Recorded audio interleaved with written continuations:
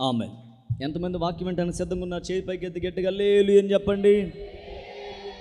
Right, చక్కగా ఇక కాసేపు మీరు వాక్యం మీద మనసు నిలపండి. యోహాను సువార్తమానం 8వ అధ్యాయం. ఎవరు మాట్లాడొద్దు, ఎవరు అటు ఇటు తిరగొద్దు, ఎక్కడ వాళ్ళు అక్కడ శ్రద్ధగా కూర్చొని దేవుడు మనల్ని చూస్తున్నాడన్న భయభక్తులతో వాక్యం మీద మనసు నిలిపి దేవుని మాటలు మన హృదయంలోకి తీసుకుందాం. యోహాను సువార్తమానం 8వ అధ్యాయం 29-30 వచనాలు. 29వ వచనం నేను చదువుతున్నాను. Page number 89. గడిచిన ఆదివారం మనం ఇదే మాట చదివాం. ఈ పూట అదే వర్తమానాన్ని మనం కొనసాగించుకుంటాం. యోహాను సువార్తమానం 8వ అధ్యాయం 29వ వచనం నాతో కలిసి బిగ్గరగా చదవండి. నన్ను పంపినవాడు నాకు తోడై ఉన్నాడు. ఆయనకిష్టమైన కార్యము నేను ఎల్లప్పుడూ చేయుదును కనుక ఆయన నన్ను ఒంటరిగా విడిచిపెట్టలేదని చెప్పెను. గట్టిగా చప్పలు కొడుతూ ప్రభువు నామమును ఘనపరచండి గట్టిగా. హల్లెలూయా. ఆత్మదేవుడు మనందరితో మాట్లాడును గాక. చెప్పండి, చేతులు పైకెత్తి ఆమేన్. హల్లెలూయా. రైట్. ప్రభు ఈ జూన్ నెల మనల్ని ప్రేమించి మన కుటుంబాలకి మన పరిచర్యకి ప్రభు ఇచ్చిన ఓ శ్రేష్టమైన విలువైన వాగ్దానం ఎంతమందికి గుర్తుందో అడుగుతా ఇప్పుడు. చెప్పండి, ఎంతమందికి గుర్తుందో ఆ వాగ్దానం? గడిచిన ఆదివారం వాగ్దానం చెప్పే కదక్క, ఆయన నన్ను ఒంటరిగా. అదిగో మన వాళ్ళు ఎలాంటి వాళ్ళు అంటే, ఒక 2 పాడి ఎద్దులేనా ఆవులా? ఏం మాట్లాడరు అమ్మా? చెప్పండి, ఇసుక మోసేది ఎద్దులా ఆవులా? బండి కట్టేది ఎద్దులేనా? ఆ ఎద్దుల మీద మేనేజర్ ఉంటాడు. ఏ మేనేజర్? శనిబాబు. అవి ఒకసారి కథలో వాటిని ఏం చేయాలా? ఏం చేయాలి? వాటిని హాయ్ ట్రర్ అనాల. లేకపోతే పొల్ల తీసుకొని, చెప్పండి, లేకపోతే ఆ సెంటర్గా లేదా ఉంటుంది చూసావా, దాన్ని తీసుకొని సరవాల. పొడవనైనా సరవనైనా సరవాల. అప్పుడు అది ఏం చేస్తుంది? ఓహో, నేను మొద్దుగా మందంగా ఉన్నాను, నా యజమానుడు ఒప్పుకోవట్లేదని కొంచెం ఉద్యోగంగా పని చేస్తుంది. ఇప్పుడు మీరు ఎట్టున్నారంటే అట్టే ఉన్నారు. పాట ఒకటి ఉంది, కాడికి అలవాటు కాని కోడే దెబ్బలకు లోబడినట్లుగా. కాడికి అలవాటు లేని కోడంటే అదే ఏది? కోడి దూడలు అంటారు చూసావు, అది. మాట వినకపోతే, అలవాటు లేకపోతే దానికి ఏం తగులుతాయి? దెబ్బలు. మీరు ఎట్టున్నారంటే మిమ్మల్ని కదిలిస్తేనే చెప్పేటట్టుకున్నారు. ఏడుకోసారి హల్లెలూయా చెప్పండి. చూసారా, అడిగితేనే చెప్పారు. ఉద్యమం వచ్చినప్పుడు ఒక్కరు చెప్పరు హల్లెలూయా. ఏది ఇప్పుడు వాగ్దానం చెప్పండి. ఆయన నన్ను ఒంటరిగా. ఆ మాట బాగుంది, కానీ దాని పైన ఉన్న మాట చాలా బాగుంటుంది. ఎందుకు విడిచిపెట్టలేదంటే, ఆయనకి ఇష్టమైన కార్యము నేను ఎల్లప్పుడూ చేస్తున్నాను. ఒక మాట విశ్వసించండి, దేవుడు ఏ వ్యక్తిని విడిచిపెట్టకుండా విడువక ఎడబాయిక నడిపిస్తాడంటే, ఎవరైతే దేవుని కార్యము ఎల్లప్పుడూ చేస్తారో, ఆయన కార్యము శ్రద్ధగా ఎవరైతే చేయడానికి మనసు నిలుపుతారో వారినట ఆయన ఎన్నడూ ఒంటరిగా విడిచిపెట్టే దేవుడు కాదాయన. స్తోత్రం కలుగును గాక. చెప్పండి గట్టిగా హల్లెలూయా. రైట్. గడిచిన ఆదివారం నేను ఒక 2 వ్యక్తుల్ని జ్ఞాపకం చేశాను. ఎవరు? నోవాహుని, అలాగే కర్మేలు పర్వతం మీద ఉన్నటువంటి ప్రవక్త అయిన ఏలియా. బాగా వినండి, ఎవరెవరండి? నోవాహు, ఏలియానే కదా? చెప్పరే, ఏలియాని. వాళ్ళిద్దరిని ఎందుకు జ్ఞాపకం చేశాను? ఒంటరిగా ఉన్నటువంటి నోవాహును దేవుడు పిలిచి 120 సంవత్సరాలకు స్వార్థికుడిగా వాడుకున్నాడు. ఏంటి ప్రయోజనం? నోవాహును పంపిన దేవుడు తనకు తోడయ్యుండి దేవుడికి ఇష్టమైన కార్యము నోవాహు చేశాడు కనుక ఆయన్ని ఒంటరిగా విడిచిపెట్టకుండా, జలప్రళయములు అందరూ చనిపోతే 8 మందిని దేవుడు సురక్షితంగా కాపాడుకుంటూ వచ్చాడు. హల్లెలూయా. ఒంటరిగా దేవుడు నోవాహుని విడిచిపెట్టలేదు.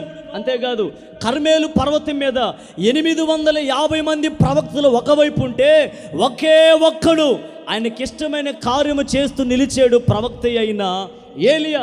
ఆయన ఒంటరిగా విడిచిపెట్టలేదు. సరిగ్గా సాయంకాల నైవేద్యం అర్పించే సమయంలో ఆకాశము నుంచి అగ్ని దిగి వచ్చి ఆ మాంసమునంతటిని బొగ్గుపాలు చేసేసింది. ఏలియా దేవుడే నిజమైన దేవుడని మిగతా ప్రవక్తలు తెలుసుకునేటట్టుగా దేవుడు చేశాడు. 850 మంది ప్రవక్తల్లో ఒంటరిగా ఉన్న ఏలియాను కూడా దేవుడు విడిచిపెట్టలేదు. మెట్టుకు నేను మీతో చెప్పే మాట ఏంటంటే, ఆయనకిష్టమైన కార్యము చేసే బిడ్డల్ని ఆయన ఎన్నడూ ఒంటరిగా విడిచిపెట్టడు. చాలామంది జీవితంలో అన్నీ ఉన్నా, అందరూ ఉన్నా ఒంటరితనాన్ని అనుభవించారు చాలామంది. నాకు ఈ మధ్య కాదులే, ఆ మధ్య చాలా కాలం క్రిందట ఒక ఇంటికి నేను వెళ్తే ఆమె ముఖం చూస్తుంటే నాకు చాలా ఆనందం వేసింది. ఎందుకో చెప్పనా, ఆరు బయట ఒక మంచం వేసుకొని, మంచం మీద చక్కగా దిండు ఒకటి దుప్పట ఒకటి వేసుకొని కూర్చొని, చక్కగా ఒక కర్ర ఆమె చేతుల్లో ఉంది, ప్రశాంతం కూర్చుంది. నాకు అనిపించింది, ఏమో పని బ్రహ్మాండంగా ఉందని నాయన, టయానికి తింటుంది. 1వ తారీఖు వచ్చేసరికి గవర్నమెంట్ వాళ్ళు ఏం పంపిస్తున్నారు, అది కదా, ఏం పంపిస్తున్నారు, ఏమో కూలీ పని చేసినా ఒకటే, చెయ్యి ఎక్స్ట్రా ఏమన్నా కావాలని చేసుకోవాలా, ప్రశాంతంగా డబ్బులు వస్తున్నాయి. ఆ డబ్బులో కుటుంబానికి ఎంత ఖర్చు పెట్టుకుంటుంది. నేను అడిగానమ్మా, ఎంత ప్రశాంతంగా ఉందమ్మా నీ పని, ప్రశాంతంగా పిల్లలకి పెళ్ళిళ్ళని, వాళ్ళకి పిల్లలు కలిగారు, వాళ్ళ పిల్లలతో నువ్వు చక్కగా ఆడుకుంటున్నావు, చక్కగా ఒక ముద్ద అన్నం తింటున్నావు, కుటుంబాన్ని గడుపుకుంటున్నావు అంటే నీకు అదేనయ్యా తెలియంది, కూర్చోనయ్యా అన్నావా. కూర్చోబెట్టాము. చెప్పింది, వృద్ధాప్యంలో ఉన్నాను, సంతోషంగా ఉన్నాను నువ్వు అనుకుంటున్నావు, కానీ ఏంటమ్మా నీకు కొదువు అంటే ఆమె చెప్పింది, అయ్యా నాకు 8 మంది మగపిల్లలు. చెప్పండి ఎంతమంది, పెద్ద సంతే, చెప్పండి ఎంతమంది, 8 మంది మగపిల్లలు, 2 ఆడపిల్లలయ్యా. మరి ఎంతమంది పిల్లల్ని ఎంత బాగా చూసుకుంటారా మా వృద్ధాప్యులు అంటే, ఆ తల్లి కన్నీటితో చెప్పిన మాట ఏంటో చెప్పనా, 8 మంది ప్లస్ ఒక 2, మొత్తం ఎంతమంది, 10 మంది పిల్లల్ని వాళ్ళ చిన్నప్పటి నుంచి వాళ్ళ బాగోగులు చూసుకుని పెంచితే, ఆ 10 మందిని ఒక్క తల్లిగా నేను చూసుకున్నాను, కానీ 10 మంది కలిసి ఒక్క తల్లిగా నన్ను వాళ్ళు చూసుకోలేకపోతున్నారయ్యా. ఈరోజు నా బ్రతికి ఎలా ఉంది చెప్పనా, సరిగ్గా ఒక కొడుకు దగ్గర ప్రశాంతంగా ఒక నెల ఉండలేను, సరిగ్గా ఒక 2 నెలలు ఒక కూతురు దగ్గర సరిగ్గా భోజనం చేయలేను. ఎక్కడ సంపూర్తిగా భోజనం చేసే లోపే ఈ కూతురు అంటది, ఇక ఎన్నాళ్ళు తింటావు మా ఇంట్లో, వాడిని పెంచలేదు నువ్వు, వాడికి ఉద్యోగం లేదు, వాడి దగ్గరికి వెళ్ళు అంటదంట. కన్నీటితో ఆ ముద్ద అలాగ చేతులు విడిచిపెట్టేసి అలాగ తట్టబొట్టం మొత్తం సర్దుకొని మళ్ళీ కొడుకు దగ్గరికి, ఆ కొడుకు మనస్ఫూర్తిగా చూసుకునే లోపు ఉంటుందిగా స్వప్నాథ దీంట్లో, ఎవరు చెప్పండి, గట్టి చెప్పండి, మరి కోడళ్ళు ఎవరో, మరి ఆ రైలు పెట్టికి భోగిలు తగిలించినారు ఈ మధ్య. ఓకే, ఆ వంటదంట, ఏం పొద్దుగూకులు ఆమెకే పిలిచి పెడుతున్నావు, మా అమ్మను మా నాన్న చూసుకునే పని లేదనుకున్నావా, పంపించో అంటదట. ఆ తల్లి ఏడుస్తూ చెప్తుంది, అందరూ ఉన్నారు కానీ అందరూ ఉన్న ఒక అనాథగా మిగిలిపోయిన జీవితమయ్యా నాదని ఏడుస్తున్నావు.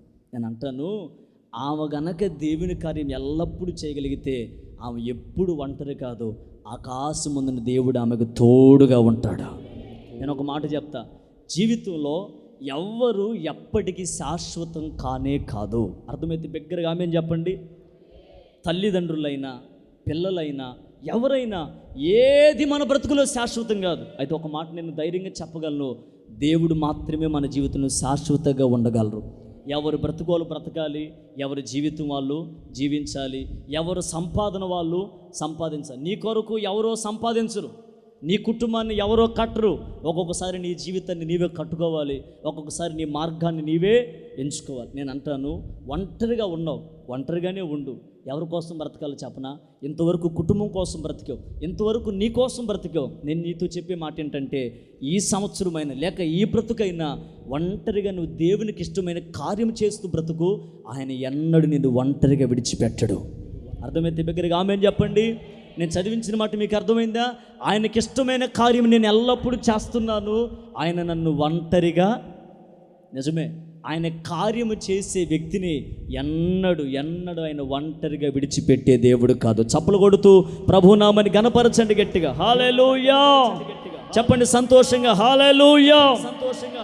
రైట్, ఈ ఉదయం ఒక వ్యక్తి లేక 2 వ్యక్తులు నేను జ్ఞాపకం చేసి వర్తమానాన్ని ముగిస్తా. మన దేవుడు ఎవరంటే ఒంటరిగా విడిచిపెట్టే దేవుడు కానే. చెప్పండి, మన దేవుడు ఒంటరిగా విడిచిపెట్టే దేవుడు. చెప్పండి, ఒంటరిగా విడిచిపెట్టే దేవుడు. రైట్, చదవండి. మొదటి మాట యెహోషువ గ్రంథం, మైకులో చదువుతారు, విందాం. అరుణాకి ఇవ్వండి మైక్, అన్న త్వరగా మైక్ ఇవ్వాలి. యెహోషువ గ్రంథం 5వ అధ్యాయం 13వ వచనం. యెహోషువ యెరికో ప్రాంతముననున్నప్పుడు అతడు కన్నులెత్తి చూడగా దూసిన కత్తి చేత పట్టుకొని ఉన్న ఒకడు అతని ఎదుట నిలిచి ఉండెను. యెహోషువ అతని వద్దకు వెళ్ళి, నీవు మా పక్షముగా నున్నవాడవా, మా విరోధుల పక్షముగా నున్నవాడవా అని అడుగగా అతడు, కాదు, యెహోవా సేనాధిపతిగా నేను వచ్చి ఉన్నాననెను. యెహోషువ నేల మట్టుకు సాగిలపడి నమస్కారము చేసి, నా ఏలినవాడు తన దాసునికి సెలవిచ్చినదేమని అడిగెను. అందుకు యెహోవా, సేనాధిపతి, నీవు నిలిచి ఉన్న ఈ స్థలము పరిశుద్ధమైనది, నీ పాదరక్షకులను తీసివేయమని యెహోషువతో చెప్పగా యెహోషువ అలాగు చేసెను. గట్టిగా చప్పలు కొడుతూ ప్రభు నామమును గణపరచండి. యెహోషువ అలాగున. రైట్, నేను ఈ వచనాలన్నిటినీ వ్యాఖ్యానాన్ని ఆధారం చేసుకుని మీతో పంచుకుంటా.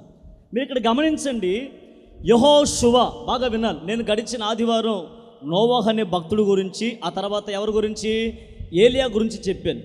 వాళ్ళు ఎప్పుడు దేవునికి ఇష్టమైన కార్యం చేశారు కనుక దేవుడు వారిని ఒంటరిగా విడిచిపెట్టలేదు. బాగా వినాలి మనసు పెట్టి. ఇక్కడ ఈ ఉదయం నేను మీతో చెప్పే మరొక వ్యక్తి లేక భక్తుడు ఎవరయ్యంటే దైవజనుడు భక్తుడైన యెహోషువ. అందరూ పలకండి, చెప్పండి. ఎవరా భక్తుడు? In English Jashuva. ఇది అర్థమైందా? నీకు పేరు ఎవరు పెట్టారు కానీ మంచి పేరు పెట్టారు. అర్థమైందా? ఏందా కాలు కట్లు అయిందా? పెళ్ళి ఎందుకు నాయన అప్పుడే? దేవుని గాయాలు మానుపును గాక. కుళ్ళుబోతులు చవట్లా గట్టిగా చెప్పండి హల్లెలూయా. స్తోత్రం చెప్పండి గట్టిగా హల్లెలూయా. చెప్పండి, ఆ వ్యక్తి పేరేం పేరు? యెహోషువ. చెప్పండి యెహోషువ. పలకండి ఏం పేరు ఆయన పేరు? నేను పెద్ద విషయాలు, మరమరాలు టమాటాలు ఏం చెవట్లా, చెబుతుంది చాలా చిన్న విషయాలు. నన్ను అడిగితే ఆ సండే స్కూల్ పిల్లలకి చాలా బాగా అర్థమవుతాయి. అవే మీకు అర్థమవడానికి కొన్ని మాటలు చెబుతున్నా. ఇవి కూడా అర్థం కాకపోతే దగ్గరలో ఏమన్నా కష్టాలు ఉంటే చూసుకొని తొందరగా పేడకల్లు ఎత్తేసి నిద్రపోండి, ప్రశాంతంగా మీకు నిద్ర పడుతుంది. ఒక చేయి కాదు, 2 చేతులు లేవు, స్వరమెత్తి చెప్పు హల్లెలూయా. హల్లెలూయా. బాగుంది. ఆయన పేరు చెప్పండి. యెహోషువ. ఇంగ్లీష్లో వెరీ గుడ్, ఆ పేరు బాగుంది, జాషువా. ఈయన ఎవరు అసలుకి? మీరు ఆ సందర్భాన్ని అలా పెడితే నేను మళ్ళీ మీకు జ్ఞాపకం చేస్తా. వాస్తవానికి ఇశ్రాయేలీల ప్రజల్ని నడిపించడానికి దేవుడు ఒక నాయకుడిని ఎన్నుకున్నాడు. ఆయన ఎవరంటే దైవజనుడైన మోషే. పలకండి ఎవరండి? పలకండి ఎవరు? మోషే. ఆయన 120 సంవత్సరాలు దేవుని కొరకు నిలిచాడు. ఎన్ని సంవత్సరాలు? 120 సంవత్సరాలు. 40 సంవత్సరాలేమో మిద్యాను దగ్గర అరణ్యంలో ఒంటరిగా బ్రతికాడు. 40 సంవత్సరాలేమో అరణ్య మార్గంలో ప్రజలు నడిపించాడు. 40 సంవత్సరాలేమో తన జీవితాన్ని దేనికో అప్పు చెప్పుకున్నాడు. మొత్తం ఎన్ని సంవత్సరాలు? 120. ఎన్ని సంవత్సరాలు? 120. బాగానే ఉంది. 120 సంవత్సరాలు అయిపోయిన తర్వాత ఈ దైవజనుడైన మోషే చనిపోయాడు. వాస్తవానికి నత్తివాడు, నోటి మాంద్యము కలిగిన ఈ మోషేకి దేవుడు ఒక నాయకత్వాన్ని అప్పగించి ఇంచుమించు లక్షలాది మంది ప్రజల్ని, బైబిల్లో ఉంటుంది వాళ్ళు 6 లక్షల కంటే ఎక్కువ మంది అట్ట ప్రజలు, అన్ని లక్షల మంది ప్రజలను నడిపించడానికి ఒకే ఒక్క నాయకుని దేవుడు ఏర్పరిచారు. ఆయనే దైవజనుడైన మోషే. హల్లెలూయా. బానే ఉంది. మోషే ఇప్పుడు ఏమయ్యాడంటే వృద్ధాప్యం వచ్చి చనిపోయాడు. చెప్పండి ఏమైపోయాడు? చెప్పండి ఏమైపోయాడు? చనిపోయాడు. ఇప్పుడు మోషే చనిపోయిన తర్వాత 6 లక్షల మంది ప్రజలు మాట్లాడుకుంటున్నారు, నిన్నటిదాకా నత్తివాడైన మోషే మనందరి మీద పెత్తనాన్ని చలాయించాడు, నాయకత్వాన్ని చలాయించాడు, మన మీద ఒక అధికారిగా నాయకుడిగా నిలిచి మనల్ని ఎలా నడిపించాలో, ఏ మార్గాల్లో నడిపించాలో ఇంతవరకు నడిపించాడు. ఇక మీదట ఎవరు మనల్ని నడిపిస్తాడని అందరూ ఆలోచిస్తుంటే ఆకాశమున్న దేవుడట స్వరమెత్తి నూను కుమారుడైన యెహోషువని దేవుడి పేరు పెట్టి పిలిచంటాడు. యెహోషువా, నిన్నటిదాకా నా సేవకుడైనటువంటి మోషే ఈ ప్రజలు నడిపించాడు. నిన్నటిదాకా ఐగుప్తులో నుంచి ఈ ప్రజలు విడుదల పరిచి అరణ్య మార్గంలో ఈ ప్రజలు నడిపించి పాలు తేలిని ప్రవహించే కనాను వైపు ఈ ప్రజలు నడిపించాలని, వాగ్దాన దేశానికి ప్రజలు చేర్చాలని నా సేవకుడైన మోషేని నేను ఎన్నుకున్నాను. మోషే యొక్క కాల పరిమితి అయిపోయింది. ఇక మీదటి ఈ ప్రజలు నడిపించడానికి నేను నిన్ను ఎన్నుకున్నానని దేవుడు యెహోషువని తన కొరకు లేవనెత్తాడు. చప్పలు కొడుతూ ప్రభునామాన్ని కనపరచండి గట్టిగా. హల్లెలూయా. ఇప్పుడు మోషే స్థానంలో నాయకుడిగా దేవుడు ఎవరు నిలబెట్టాడు చెప్పండి, గట్టిగా చెప్పండి. ఎవరు నిలవబెట్టాడు? బాగానే ఉంది, వినటానికి కూడా ఇంట్రెస్ట్గా ఉంది. ఎందుకు చెప్పనా, అంత పెద్ద సేవకుడు యొక్క భారాన్ని ఒక చిన్న పిల్లవాడండి యెహోషువ, ఒక యవనస్తుడు, ఈయన మీద భారాన్ని నిలిపితే చూస్తున్న ప్రజలు ఏమనుకుంటారు చెప్పనా? మామూలుగా అయితే ఆయన మనసులకు ఏం రావాలంట, ఎంత యవనస్తుడికి దేవుడు ఇన్ని లక్షల మంది ప్రజలను ప్రభువు నాకు అప్పచెప్పాడే అని ఆనందపరచాలి. కానీ యెహోషువ అంటాడు, అయ్యా ఈ లక్షలాది మంది ప్రజల్ని మా తాత లేకపోతే మా పూర్వీకుడు మా పితరుడు మోషేనే నడిపించలేక అల్లాడిపోతే ఈ ప్రజలు నేను ఎక్కడ నడిపించగలుగుతానయ్యా? ఎందుకు చెప్పనా, మోషే నడిపించేటప్పుడే ఎదురు తిరిగారు, మోషేకి నాయకత్వానికి ఎదురు తిరిగారు. ఎవరాళ్ళు? కోరహు, చెప్పండి, దాతాను, అబీరాము. వాళ్ళు ఏమన్నారు చెప్పనా, రే మోషే నువ్వేంటి, నీ భాష ఏంట్రా, ఈరోజు మాట్లాడితే రేపటికి అర్థమైంది నీ మాట ఏందో, అసలు నువ్వేంటి మా మీద పెత్తనం అని మోషే మీద తిరగబడ్డారు వాళ్ళు. ఇప్పుడు యెహోషువ భయం ఏంటో చెప్పనయ్యా, మాకంటే ముందు నాయకత్వం నడిపించిన మోషే, అంత సీనియర్ నాయకుడైన మోషే మీదే తిరగబడిన ప్రజలు వీళ్ళు. నేనెంత, నా జీవితం ఎంత, నా వయసు ఎంత, నా మీద తిరగబడరా? వీళ్ళందరినీ ఒక ఏక తాటి మీదకి ఎలా నేను తీసుకురావాలి? వాళ్ళ అక్క అయినటువంటి మిరియామే మోషే మీదకి ఏమైంది? తిరగబడింది. పెళ్లి చేసుకున్నాడని చెప్పేసి అహరోనే తిరగబడ్డాడు మోషే మీదకి. ఇంతమంది లెగిస్తే నేనెంత, నా వయసు ఎంత, నా బ్రతికేంటని ఆలోచిస్తుంటే యెహోషువను ధైర్యపరుస్తూ దేవుడు చెప్పిన మాట ఏంటో చెప్పండి, యెహోషువ మోషేకు తోడై ఉన్నట్లు నేను నీకు తోడుగా ఉండబోతున్నాను. చప్పలు కొడుతూ ప్రభునామని కనపరచండి గట్టిగా. హల్లెలూయా. నేను ఇక్కడ మీతో చెప్పే మాట ఏంటంటే, లక్షల మంది ప్రజలు ఉన్నారు, 6 లక్షల కంటే ఎక్కువ కాల్బలం అని బైబిల్లో రాయబడి ఉంది కదా. ఆ 6 లక్షల మంది ప్రజల్లో జ్ఞానవంతులు దేవునికి కనబడలేదా? బలవంతులు దేవునికి కనబడలేదా? డబ్బున్న వాళ్ళు, జ్ఞానం ఉన్న వాళ్ళు, యుద్ధ శౌర్య కార్యములు జరిగించే వాళ్ళు వాళ్ళు లేరా? ఇంతమంది ఉన్నా కూడా యెహోషువ అనే ఒకే ఒక్క వ్యక్తిని దేవుడు ఎన్నుకున్నాడు. నేనేం ఆలోచిస్తానంటే, ఇన్ని లక్షల మంది ప్రజలు యెహోషువని దేవుడు ఎందుకు ఎన్నుకున్నాడంటే, యెహోషువ దేవునికి ఇష్టమైన కార్యములు జరిగించేవాడు. 2 చేతులు పైకి ఆమేన్ చెప్పండి, బిగ్గరగా చెప్పండి ఆమేన్. ఇప్పుడు లక్షల మంది ప్రజల ముందు పిలిచాడు యెహోషువని, ఏమని? యెహోషువ నేను మోషేకు తోడై ఉన్నట్లు నీకు తోడై ఉంటా. ఎవడైనా నీ మీదకి వచ్చాడా అక్కడే ఉంటుంది 1వ అధ్యాయంలో, నీ బ్రతుకు దినములన్నిట ఏ మనుషుడిని ఎదుట నిలవడంతే. గుర్తుపెట్టుకు యెహోషువ, నువ్వు కుడి తట్టుకైనా ఎడమ తట్టుకై తిరగక ఈ ధర్మశాస్త్ర ప్రకారం వెళితే మోషేకి ఎలా నేను తోడైన నడిపించానో అలాగే నిన్ను ఈ నాయకత్వం నడిపించుదును గాక. చెప్పండి ఆమేన్. నేను ఒక మాట చెప్తా, అంతమంది ప్రజల్ని ఒకే ఒక్కడు ఎలా వాళ్ళు నడిపించగలడు? ఒక మాట చెప్పనా, ఈ రోజున ఆ 6 లక్షల మంది ప్రజల్ని నడిపించడానికి యెహోషువకి ఎంత కష్టమో, ఈ రోజున సంఘాన్ని నడిపించడం కూడా మాకు లాంటి సేవకులు కూడా అంతే కష్టం. గట్టిగా ఒకసారి హల్లెలూయా చెప్పండి, గట్టిగా చెప్పండి హల్లెలూయా. ఎందుకు కష్టం అంటారా? నా వైపు చూడండి. ఇక్కడ పరిచర్యలో అందరూ ఒక ఇంటి పేరటోళ్ళు వస్తారా? మీరు మాట్లాడాలి, ఉచ్చు గిచ్చు ఏం వద్దు, అవునంటే అవునని చెప్పండి, లేదంటే లేదని చెప్పండి, ఏం కాకపోతే వెనకెళ్ళి కూర్చోండి. చెప్పండి, రారా? అందరూ ఒకే వయసు వాళ్ళు వస్తారా? అందరూ ఒకే ఏమంటారు మనస్తత్వం కలిగిన వాళ్ళు వస్తారా? పరిచర్య అంటే రకరకాల మనస్తత్వం. ఒక ఆమెకు పాట అంటే ఇష్టం, ఒక ఆమె పాట అంటే సేదర, అర్థమైందా? ఒక ఆమెకు ఆరాధన అంటే ఇష్టం, ఒక ఆమెకు ఆరాధన అంటే సేదర. ఒక ఆమెకు వాక్యం అంటే ఇష్టం, ఒక ఆమెకు వాక్యం అంటే సేదర. సేదరా సేరా సేద, జాగ్రత్తగా చెప్పు, అర్థమైందా? ఒక ఆయనకి ప్రార్థన అంటే ఇష్టం, ఒక ఆయనకంటే చెప్పండి. నేను ఒక మాట అందరూ ఒకే మనస్తత్వం కలిగిన వాళ్ళు రారు కదా. మీకు ఒక మాట చెప్పనా, ఇన్ని రకాల మనస్తత్వాలు కలిగిన వాళ్ళందరూ నడిపించవలసిన బాధ్యత ఎవరిది చెప్పరే? ఒక ఆవు ఉంటుంది, ముక్కడి దిప్పా ఉంటుంది, ఒక ఆమె మూతిడి దిప్పా ఉంటుంది, ఒక ఆమె తలాటి దిప్పా ఉంటుంది, ఒక ఆమె మొండా ఉంటుంది, అర్థమైందా? ఒక ఆమె తొండీలు చేసామా ఉంటుంది, ఒక ఆమె తూచికి సాటంతా బీసీ అయినా ఉంటుంది. నేను అంటాను, ఇంతమందిని సరిదిద్ది సరిచేసి ఒకే వాక్యం అనే క్రమంలోకి తీసుకురావాల్సిన బాధ్యత ఎవరిది? నేను ముందే చెప్పా, అందరిది ఒకే మనస్తత్వం. ఈ అందరి మనస్తత్వాల మధ్య నలిగిపోయి సతమతం అయిపోయేది ఎవడంటే మాకులాగా నుంచొని వాక్యాలు చెప్తారు చూసావా, మాకులాంటి సేవకులు. నిజమే. ఎందుకంటే ఇప్పుడు పిల్లలు ఉన్నారు, ఏంటి రాబా ఎట్టుంది నీకు ఒళ్ళు, బండి మీద తిరిగి కింద పడ్డావంట అని అన్న మావాడు అంటాడు, అన్నయ్యగా తిట్టింది నా మంచి కోసమే కదా అనుకునే మైండ్ సెట్. కిషోర్ ఏంది నువ్వు బెట్టవేంది అనగానే ఇంకా 2 బాదులు బాదుకొని ఇంట్లోకి వెళ్ళి టీవీ ఉందా, టీవీ నెట్టి ఫ్రిడ్జ్ నెట్టి నువ్వు నా తిట్టేదే అన్నాడు అనుకోండి, అదొక రకమైన చెప్పండి గట్టిగా, అదొక రకమైన మైండ్ సెట్. అర్థమైందా? ఇంకొక మాట అందామన్న మనసు రాదు. ఎందుకంటే ఒక్కొక్క రకమైన మైండ్ సెట్. ఒకడు అలుగుతాడు, ఒకడు తిరుగుతాడు, ఒకడు పలకడు, ఒకడు ఫోన్ ఎత్తాడు. అర్థమైంది? ఒకడు ఫోన్ వినపడుతున్నా కూడా వినపట్లేదన్నా సైలెంట్లో పడింది అంటాడు.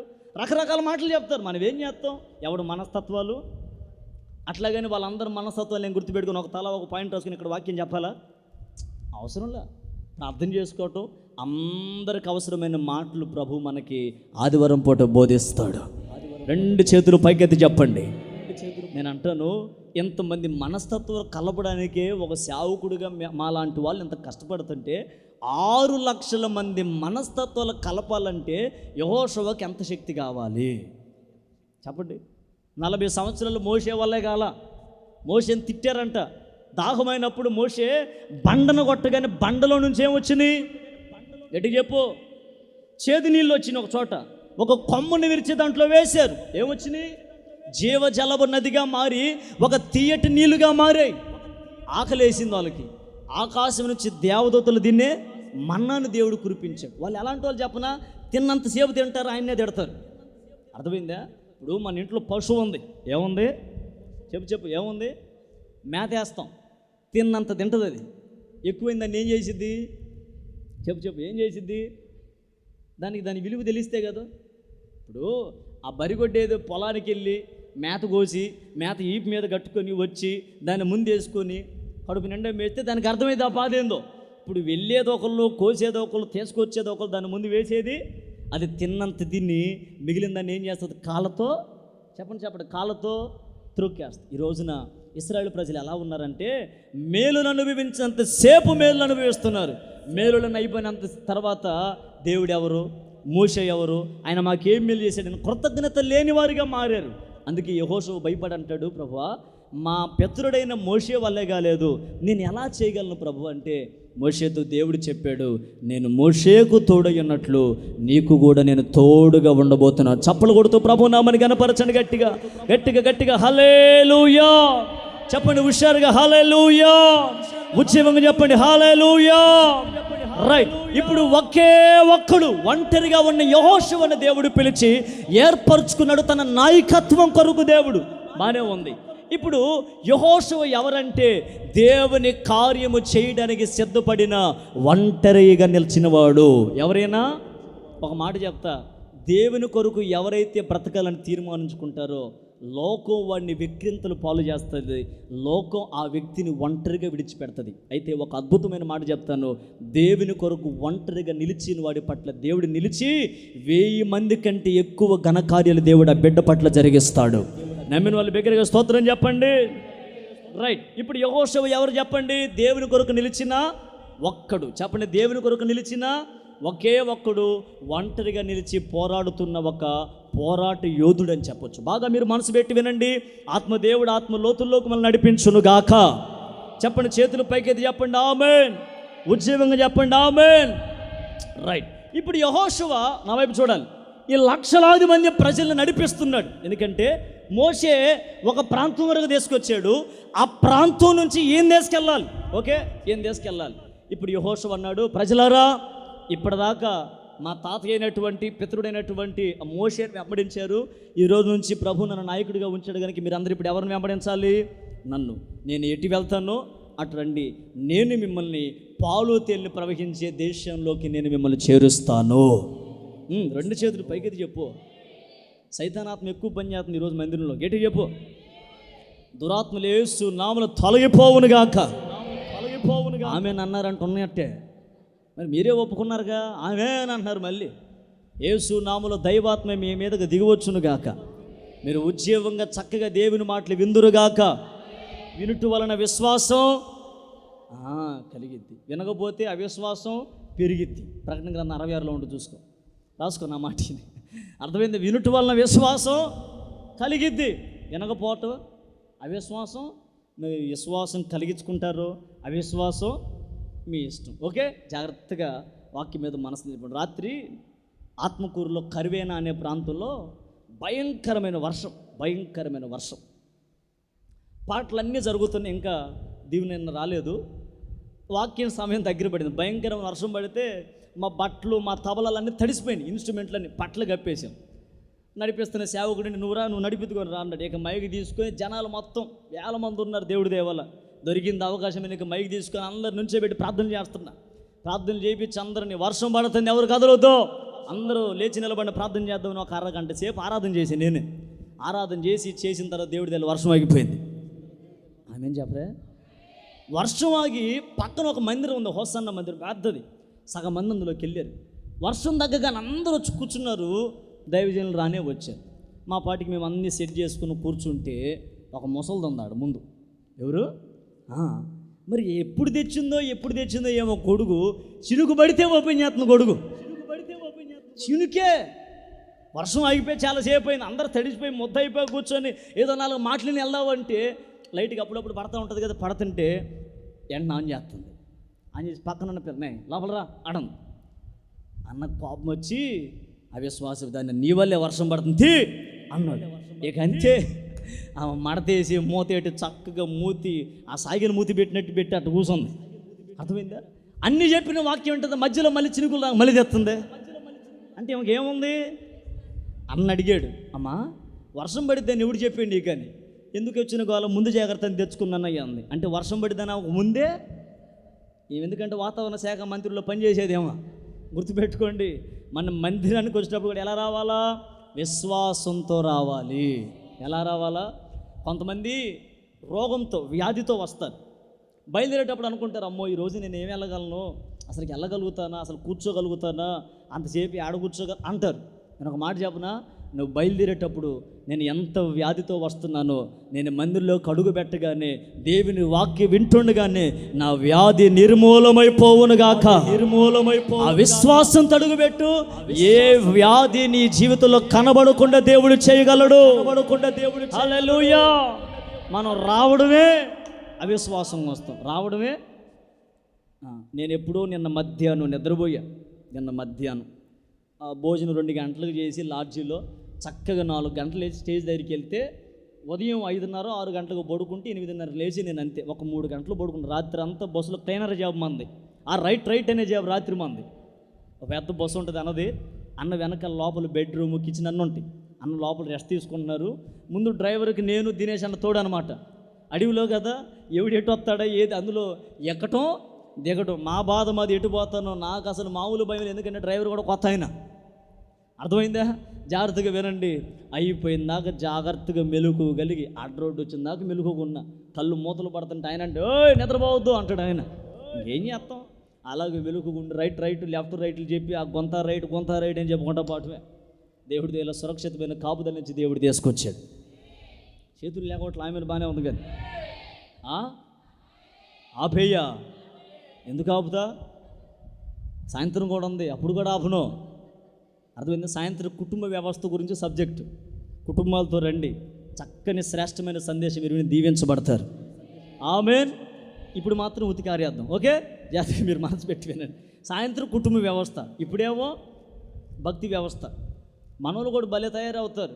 మందిరంలో ఏమో ఒక భక్తి, ఇంటి దగ్గర ఏమో మా దైవజనులు చెప్తారు, మందిరంలో ఏమో భక్తి రంజని అంట, ఇంటి దగ్గర ఏమో శివరంజని అంట.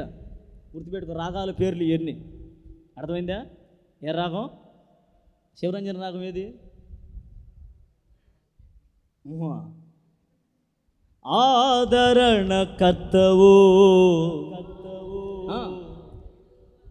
నీ తోడు నాకుండగా,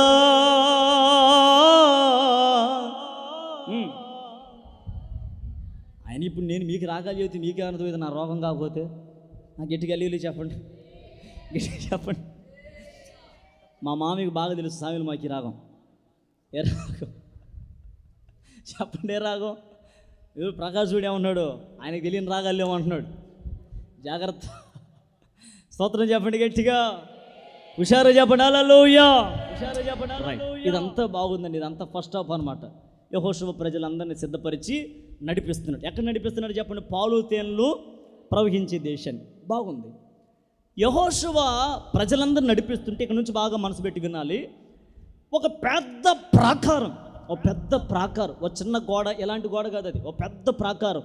చరిత్రలో రాయబడిన మాట ఏంటంటే ఆ గోడ మీదట ఇంచుమించు 3 గుర్రపు రథాలు వెళ్ళొచ్చంట. ఎన్ని గుర్రపు రథాలు అంటే దీనికంటే డబల్ ఉండొచ్చు నాకు తెలిసి ఒక్కొక్క గోడ. అంత పెద్ద బలమైన గోడలట ఎరుకో ప్రాకారంగా వాళ్ళ ముందు నిలిచాయి. యెహోషువ ప్రజలందరిని ఆపి అంటాడు, అమ్మో ఇంత పెద్ద ప్రాకారం మన ముందు నిలిచింది, మనం దీన్ని దాటాలంటే మన వల్ల అయ్యే పని కాదు. 100 జేసీబీలు పిలిచిన, 100 మిషన్లు పిలిచిన మనం దీన్ని పడగొట్టడం అసాధ్యమని యెహోషువ అనుకుంటే, ఓ రోజు రాత్రి అలా కూర్చుంటే, ఎందాక బిడ్డలు చదివారు కదా, ఒక దేవదూత వచ్చింది. వచ్చి యెహోషువని పిలిస్తే యెహోషువ అడిగాడు, అసలు నువ్వు ఎవరివి? మా పక్షమున ఉన్నవాడువా లేకపోతే వాళ్ళ పక్షమున ఉన్నవాడు అంటే, అప్పుడు దేవదూత చెప్పింది, నేను యెహోవా సేనాధిపతిగా నీ మధ్యలోకి దిగి వచ్చాను. హల్లెలూయా. అప్పుడు యెహోషువని ధైర్యపరిచారు దేవదూత. నేను ఇక్కడ మీతో చెప్పే మాట ఏంటంటే, ఒంటరిగా ఉన్న యెహోషువ, ఒంటరిగా నాయకత్వం వహిస్తున్న యెహోషువని ధైర్యపరచనగా దేవుడు ఒక దేవదూతను పంపించాడు. ఇప్పుడు దేవదూతను పంపించి యెహోషువకు దేవుడు ఏం చెప్పించాడంటే, నీ ఎదుటనున్న ఎరుక ప్రాకారం చూచి భయపడుతున్నావేమో, ఆ ప్రాకారం మీ కళ్ళకు పెద్దదేమో కానీ దేవుని దృష్టిలో అది పెద్దది కానే కాదు. ఆ ప్రాకారం యేసు నామములో పడద్రోయబడును గాక, గొప్పలా కూల్చివేయబడును గాక. ఈ ప్రజలందరూ భయపడుతున్నారు. ఏమన్నా చెప్పనా, ఆ ప్రాకారాన్ని మేము పడగొట్టలేం, ఆ ప్రాకారం మేము దాటలేం. ఆ ప్రాకారం దాటలేకపోతే మేము అవతల ఉన్నటువంటి పాలు తేనెలు ప్రవహించే దేశాన్ని మేము స్వతంత్రించుకెళ్ళి భయపడుతున్నారు. ఒక మాట నన్ను చెప్పనివ్వండి, ఈరోజు నీ బ్రతుకులో అన్నీ ఆనందంగా కనపడుతున్న సందర్భంలో ఎరుకో ప్రాకారం లాంటి అడ్డుబండగా నిలిచిన సమస్యల్ని బ్రతుకుల్లో లేవా? రోగమే నీకు ఒక ఎరుకో ప్రాకారంగా నిలిచింది, అప్పుల సమస్య ఒక ఎరుకో ప్రాకారంగా నీ ముందు నిలిచింది, వ్యాధి ఒక ఎరుకో ప్రాకారంగా నీ ముందు నిలిచింది, వివాహమైన గర్భఫలము లేకుండా గర్భహీనతగా మారి ఒక ఎరుకో ప్రాకారంగా నీ ముందు నిలిచింది. కుటుంబంలో అందరూ మారు మనసు పొంది రక్షింపబడిన నీ భర్తే మారలేని వాడిగా ఒక ఎరుకో ప్రాకారంగా నిలిచాడు. అన్ని సవ్యంగా జరుగుతున్న పాడి పంటల విషయంలో నష్టాలు కలిగి అప్పుల ఊపిలో చిక్కుబడిపోయి నీ ఎదుట నిలిచిన ఎరుకో ప్రాకారాన్ని దాటిలేని అనుభవాలు బ్రతుకుతున్నావు. నీ కళ్ళ ముందు ఎరుకో ప్రాకారం గొప్పదేమో కానీ నా దేవుడి ముందు ఎరుకో ప్రాకారము అది చదును భూమిగా మార్చబోతున్నాడు ఆయన. హల్లెలూయా. చెప్పండి గట్టిగా, హల్లెలూయా. ఇప్పుడు యెహోషువను పిలిచి దేవుడు చెప్పాడు, యెహోషువ ఒంటరిగా ఉన్నానని, ఈ లక్షల మంది ప్రజలు నడిపించలేనని, నీ కళ్ళ ముందు కనబడుతున్న ఎరుకో ప్రాకారాన్ని గొప్ప కోల్చి నిన్ను భయపడుతున్నావేమో. నేను ప్రారంభంలోనే చెప్పాను, ఏ మనుషుడిని ఎదుట, చెప్పండి, ఏ మనుషుడిని ఎదుట నీ దినములన్నిట ఎవ్వరు నీ ఎదుట నిలువలేరని యెహోషువతో వాగ్దానము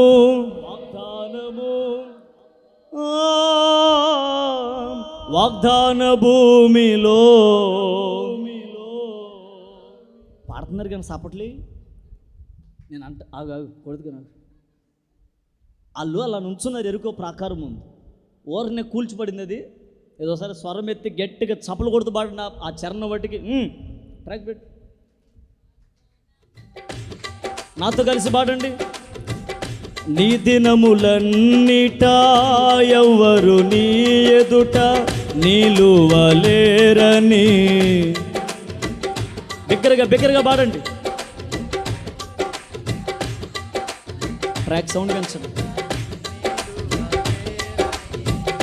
యెహోషువతో వాగ్దానము చేసినావు, వాగ్దాన భూమిలో. స్వరమెత్తి పాడండి బిగ్గరగా, ఉజ్జీవంగా చప్పలు కొడుతూ.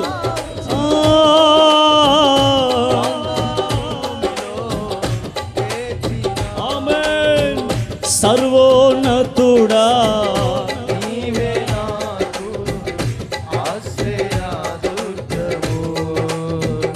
ఎవ్వరు లేరు. బిగ్గరగా బిగ్గరగా చప్పలు కొడుతూ సౌండ్ పెంచు. ఆదరణ నీవేగా,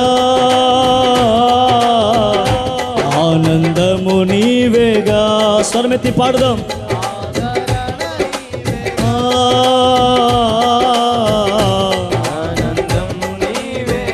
నీ దినములన్నిట ఎవ్వరు నీ ఎదుట నిలువలేరని. బిగ్గరగా బిగ్గరగా అందరూ. ఎవరు నీ ఎదుట నిలువలేరని యెహోషువతో వాగ్దానము చేసినావు. వాగ్దాన భూమిలో చేర్చినావు. వాగ్దానము వాగ్దాన భూమిలో. హల్లెలూయా. ఇప్పుడు యెహోషువతో దేవుడు ఏం చేశాడు చెప్పండి చెప్పండి, ఏం చేశాడు? లేచారు నిద్ర సరిపోయిందా? గట్టి చెప్పండి హల్లెలూయా. ఓ మెత్త ఎవరు పనులలో ఉన్నారు. దేవుడు మీకు అధికమైన కృపనిచ్చును గాక. అందుకే పాట ఎత్తా. మామూలుగా సబ్జెక్టులో పాట ఎత్తను, ఎందుకంటే సబ్జెక్టుకే సమయం సరిపోదు. వర్తమానానికి మధ్యలో పాట ఎందుకు? ఇది ఒక సమయం. అర్థమైందా? ఓకే. నిద్రపోయేలందరికీ 2 వందనాలు. ప్రభు మీకు అధికమైన విశ్రాంతినిచ్చును గాక. కావాలా విశ్రాంతి? ఎక్కడ అనుకున్నారు? ఇక ఏం లేదు, ఎవడు కదిలించండి నేను. పరిపూర్ణమైన విశ్రాంతి నీకు దొరికింది అక్కడ. ఆమెనా? పోతావు జాగ్రత్త ఈ రాత్రి. ఇక నేను రేపు ఆ ఊరాగి నీ కార్యక్రమం చూడాలా. అర్థమైందా? అప్పుడే వద్దామ్మా, చాలా పని ఉంది. నువ్వు పోతే అట్ట మా తల్లి ఇక్కడ ఎవరు తినాలి? కోడిగుడ్లు ఆదివారం. అర్థమైందా? ఈ బండ్లు ఎవరు అరగొట్టాలి, ఈ సాపులు ఎవరు తెగొట్టాలి చెప్పండి. ఆ తెచ్చిన పలహారం అనేది ఆ ఎవరు తినాలి చెప్పండి. అవి తినాలా, తర్వాత వచ్చే కార్యక్రమాలు వేరు. అర్థమైందా? అవన్నీ వేరేక ఎటుకెళ్ళి చెప్పండి. గొప్ప శబ్దంతో చెప్పొచ్చు కదా. ఇప్పుడు యెహోషువ ముందు ఏం నిలిచింది? ఎరుకో ప్రాకారం, ఎరుకో గోడ. ఓకే చెప్పండి, ఏం నిలిచింది? నీ ముందేం నిలిచింది? ఆలోచించు. అప్పే ఒక గోడగా నిలిచిందా? సమస్య ఒక గోడగా నిలిచిందా? ఆ గోడ అసలు పడదనుకుంటున్నావు. ఇప్పుడు యెహోషువ అనుకుంటున్నాడు, ఈ ప్రాకారం కూలగొట్టడం మా వల్ల కాదు అని అనుకున్నారు. బాగా వినాలి ఇక లోతుగా. ఇప్పుడు యెహోషువతో దేవుడు చెప్పిన మాట అమ్మ చదువుతావా? 6వ అధ్యాయం 12వ వచనం. త్వరగా. ఉదయమున యెహోషువ లేవగా యాజకులు ఉదయమున యెహోషువ లేచాడు. అంటే రాత్రి అంతా ఏమైంది? అదే నేను చెప్పే మాట. 13వ వచనం వచ్చిన చదివారు కదా. రాత్రి ఒంటరిగా ఉన్న యెహోషువకి దేవుడు తన దర్శనాన్ని అనుగ్రహించాడు. రైట్. ఇప్పుడు ఉదయమున యెహోషువ లేవగా యాజకులు యెహోవా మందసమును ఎత్తుకొని మోసిరి. 7 యాజకులు పొటేలు కొమ్ము బూరలను 7 పట్టుకొని నిలువక యెహోవా మందసమునకు ముందుగా నడుచుచు బూరలు ఊదుచు వచ్చిరి. యోధులు వారికి ముందుగా నడిచిరి. దండు వెనుకటి భాగము యెహోవా మందసము వెంబడి వచ్చెను. యాజకులు వెళ్ళుచు బూరలు ఊదుచు వచ్చిరి. అట్లు 2వ దినమున వారొక మారు పట్టణము చుట్టూ చదువు. పాలెమునకు మరలా వచ్చిరి. 6 దినములు వారు అలాగు చేయిచూ వచ్చిరి. వారు ఉదయమున చీకటితోనే లేచి 7 మారుల ప్రకారముగానే పట్టణము చుట్టూ తిరిగిరి. ఆ దినమున మాత్రమే వారు ఉదయమున చీకటితోనే లేచి 7 మార్లు ఆ ప్రకారముగానే పట్టణము చుట్టూ తిరిగిరి. ఆ దినమున మాత్రమే వారు 7 మార్లు పట్టణము చుట్టూ తిరిగిరి. ఈ మాట 7వ మారు యాజకులు బూరలు ఊదగా యెహోషువ జనులకు ఇలాగు ఆజ్ఞ ఇచ్చెను, ఏమని? కేకలు వేయండి. యెహోవా ఈ పట్టణమును మీకు యెహోవా ఈ పట్టణమును మీకు అప్పగించి ఉన్నాడు. 20వ వచనం నాతో చదవండి అందరూ. అందరూ చదవండి. యాజకులు బూరలు ఊదగా ప్రజలు కేకలు వేసిరి. ఆ బూరల ధ్వని వినినప్పుడు ప్రజలు ఆర్భాటముగా కేకలు వేయగా ప్రాకారము కూలిపోయెను. కొట్టు గట్టిగా చప్పట్లు. యేసయ్యకే మహిమ కలుగును గాక. ఆ ప్రాకారము కూలిపోయింది. ఏ ప్రాకారం? చెప్పండి ఏ ప్రాకారం? తలల పైకెత్తి వినండి. ఒంటరిగా ఉన్నాడు యెహోషువ. మోషే తర్వాత నాయకత్వాన్ని సంపాదించుకున్నాడు దేవుని దయతో. యెహోషువ దేవునికి ఇష్టమైన కార్యము ఎల్లప్పుడూ చేయటం వల్ల యెహోషువని దేవుడు ఒంటరిగా విడిచిపెట్టలేదు. అద్భుతం ఏంటంటే యెహోషువ తన ప్రజల్ని వాగ్దాన దేశానికి నడిపించినప్పుడట ఆ ప్రజలకు ముందు ఏ ప్రాకారం నిలిచింది? చెప్పు గట్టి చెప్పు. ఏ ప్రాకారం? ఎరుకో ప్రాకారం. నేను అంటాను, ఆ ఎరుకో ప్రాకారం మిషన్తో పడగొడితే పడిపోయేది కాదు, జేసీబీలు తెచ్చి పడగొడితే పడిపోయేది కాదు. ఆ ఎరుకో ప్రాకారము దేవుని శక్తితో మాత్రమే పడిపోయేది. అది హల్లెలూయా. దేవుని ప్రజలారా, ఒంటరిగా దేవుని పరిచయం నడిపించబడుతున్నావేమో, ఒంటరిగా నీ కుటుంబంలో నీవే భక్తుడిగా భక్తిపరులాగా నడిపించబడుతున్నావేమో, నీ కుటుంబంలో అడ్డుబండలుగా ఎరుకో గోడ లాంటి ప్రాకారాలు ఎన్నో ఉన్నాయి.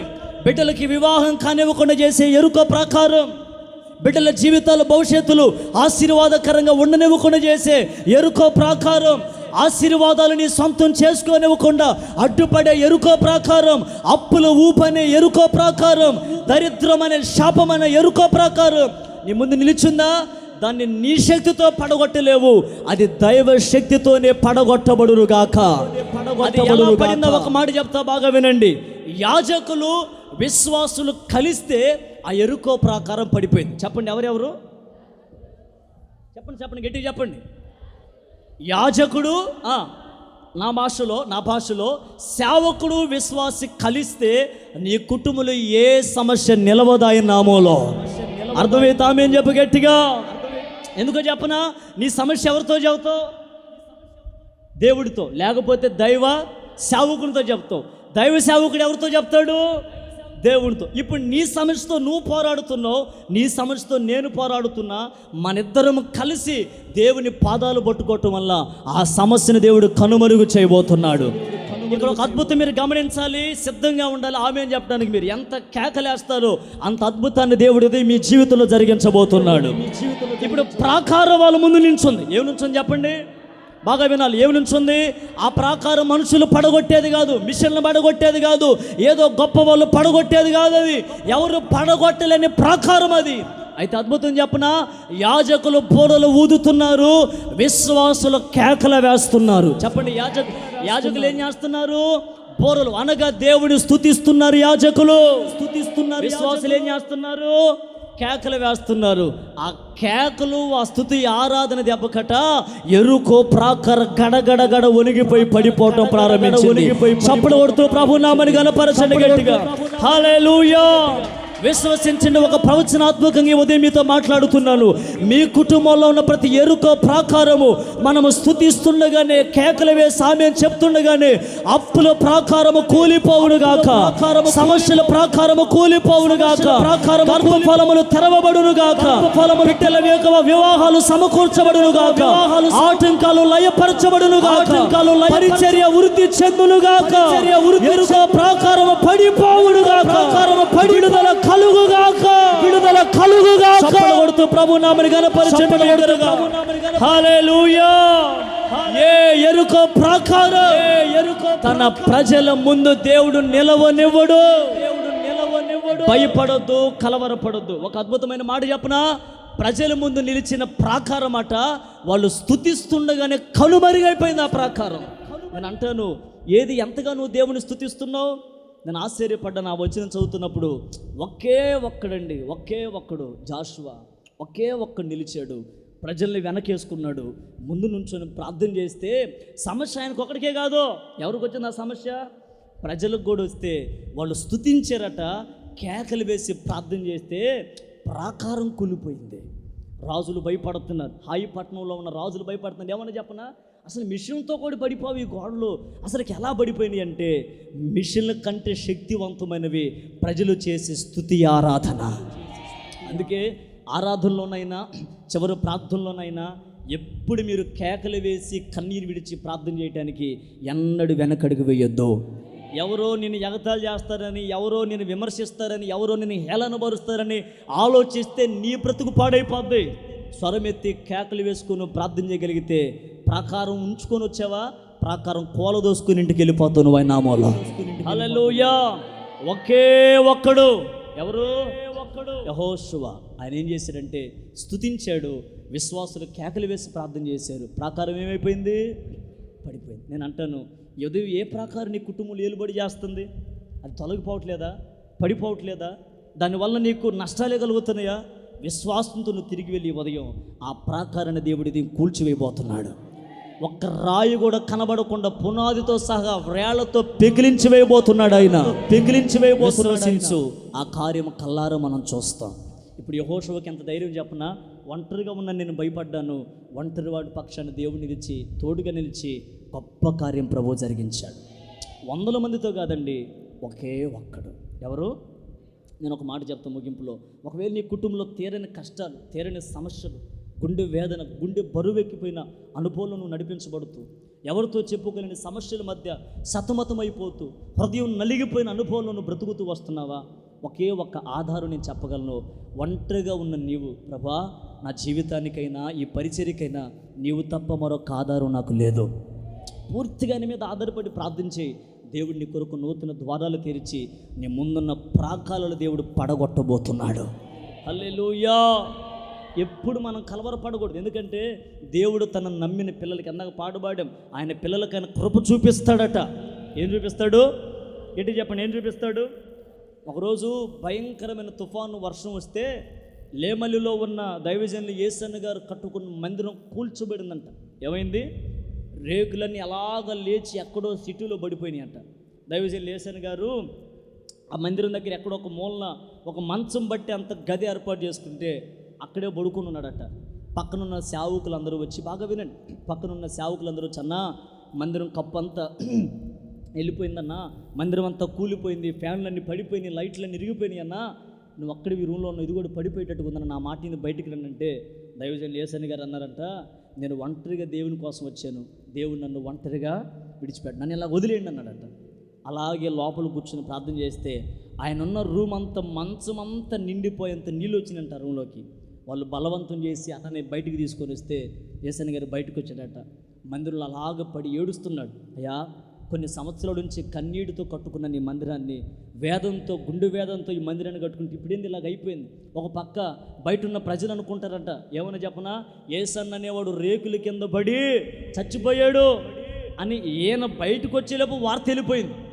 ఇలా మాట్లాడుకుంటే గుండె బరువెక్కిపోయి వేదంతో నడిపించబడుతుంటే ఆయన అనుకున్నాడట, దేవుడి కోసం నేను ఒంటరిగా వచ్చాను, ఆయన నన్ను ఒంటరిగా చెప్పండి ఒంటరిగా, ఎందుకంటే ఆయనకి ఇష్టమైన కానీ నేను ఎల్లప్పుడూ చేస్తా కదా అని ఆశతో ఉంటే, మరుసటి రోజు ఎవరో చెప్పారంట, ఆ ఊర్లో తుఫాన్లో నష్టపోయిన వాళ్ళందరికీ గుడ్లు బియ్యం ఇస్తున్నారు, రండి అన్నారంట బడి దగ్గరికి.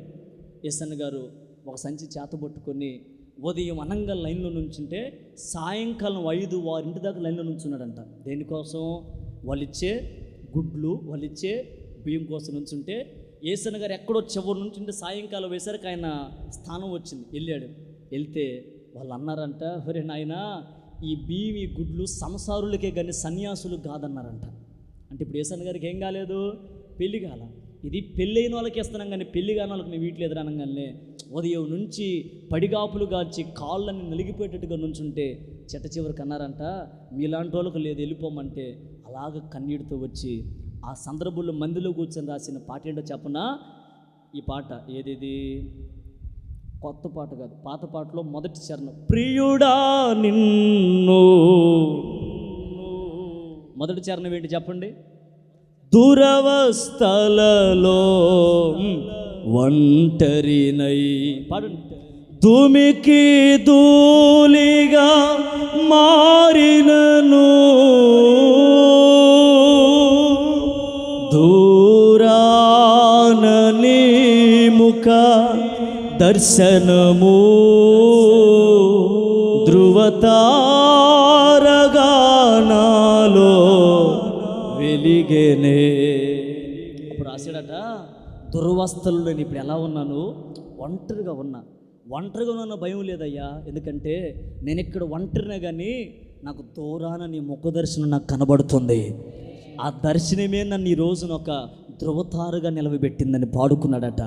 అద్భుతం చెప్పనా, ఏ ఒక్క గుడ్డు కోసం, ఏ అంత భీమిచ్చి కోసం నిలబడిన యేసన్న అదే స్థలంలో ఇప్పుడు గుడారాల్లో కొన్ని లక్షల మంది గుడ్లు తింటున్నారు. అక్కడ గుడారాల పండుగలు కొన్ని లక్షల మంది భోజనం చేస్తున్నారు. అక్కడ కారణం ఏంటో చెప్పనా, ఆయనకి ఇష్టమైన కార్యం చేసే బిడ్డల్ని ఒంటరిగా దేవుడు విడిచిపెట్టనే.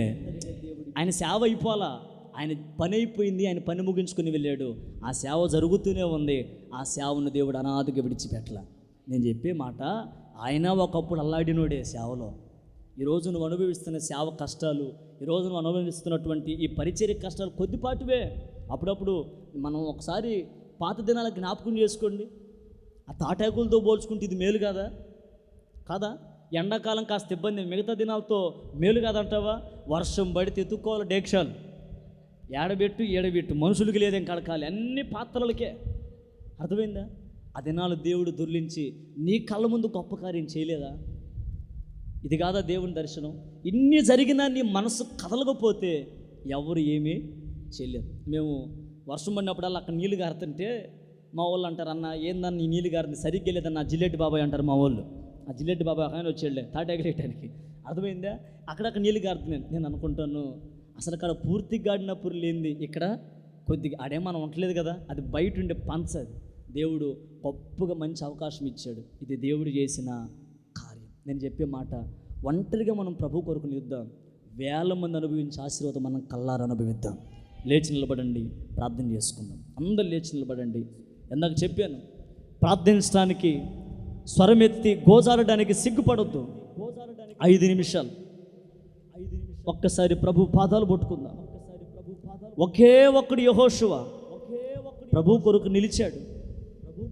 యెహోషువతో దేవుడు చెప్పాడు, నేను మోషేకు తోడై ఉన్నట్లు నేను నీకు తోడై ఉంటాను. మోషే, యెహోషువ నువ్వు భయపడొద్దని యెహోషువను దేవుడు ధైర్యపరిచాడు. అందరు స్వరం ఎత్తండి, ఎవరు మౌనంగా ఉండొద్దు. ఒక 5 నిమిషాలు మనం ఈ స్థలం నుంచి మనం వెళ్ళబోతున్నాం. ప్రార్థన చేసుకుంటారా? ప్రార్థన చేసుకున్నందరూ